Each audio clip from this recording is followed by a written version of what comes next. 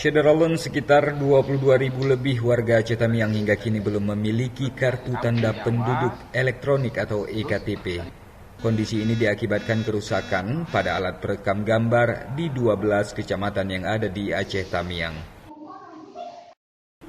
Masalah lainnya, kesadaran masyarakat untuk mengurus EKTP masih cukup rendah.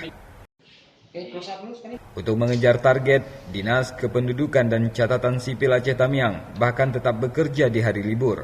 Ditargetkan sebelum Desember nanti, 20.000 warga Tamiang sudah memiliki EKTP. Kepala Bidang Kependudukan, Ujang Fauzi mengatakan, sampai saat ini baru sekira 160.000 warga Aceh Tamiang yang sudah mengurus proses pembuatan EKTP. Sisanya sekitar 22.000 lebih lainnya belum terdaftar. Di semua kecamatan, 12 kecamatan ini mengalami kerusakan. Tapi upaya kita sudah melakukan perbaikan untuk dijadikan offline, mobile perekaman EKTP.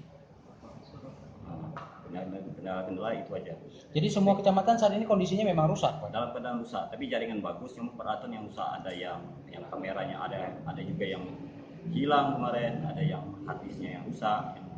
Itulah kendala yang kita hadapi. Jadi itu kita akan turun ke lapangan, melakukan rekaman keliling ke kampung-kampung. Dari Kuala Simpang, Muhammad Nasir, Serambi On TV.